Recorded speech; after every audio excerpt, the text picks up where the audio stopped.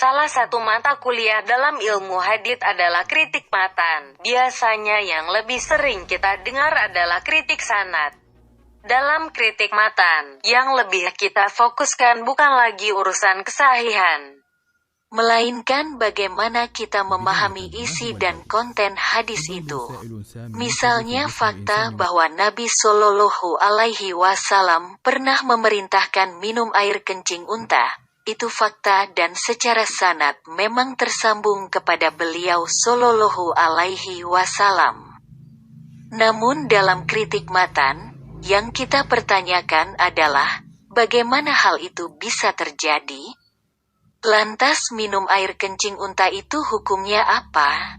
Wajibkah? Sunnahkah? Atau mubah? Atau tetap haram tapi karena darurat menjadi boleh? Pastinya akan terjadi beda-beda pandangan di kalangan para ulama. Ada yang utuh bilang boleh dan halal, macam mazhab Hambali. Tapi ada yang bilang haram sebagaimana jumhur, mayoritas, ulama. Dan kalaupun Nabi Shallallahu Alaihi Wasallam membolehkan, kasusnya bukan karena darurat, tapi karena itu khususiyah beliau.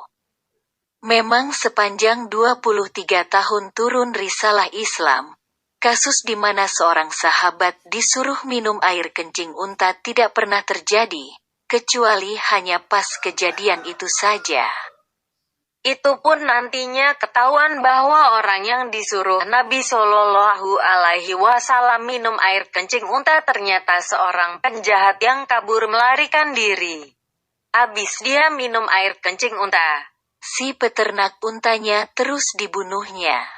Rupanya si peminum air kencing unta dalam hadits itu seorang penjahat.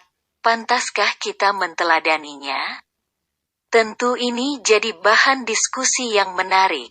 Dan kalau kita perhatikan secara umum kehidupan para sahabat terkait dengan air kencing unta, jelas mereka bukan peminum apalagi penggemarnya.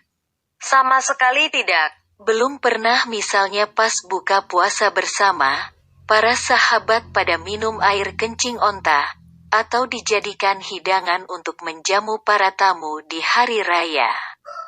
Apalagi pas terjadi Fatu Mekah misalnya. Tidak ada riwayat menyebutkan bahwa mereka merayakannya dengan minum air kencing unta.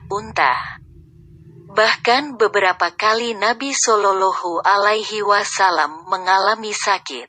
Tapi tidak ada riwayat menyebut bahwa para sahabat datang menjenguk sambil bawakan oleh-oleh air kencing unta.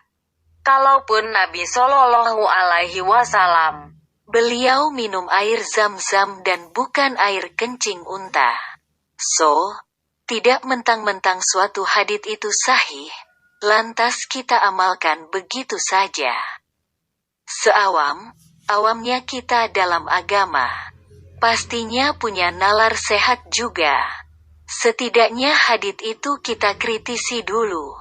Dan nama ilmunya adalah ilmu kritik matan hadis.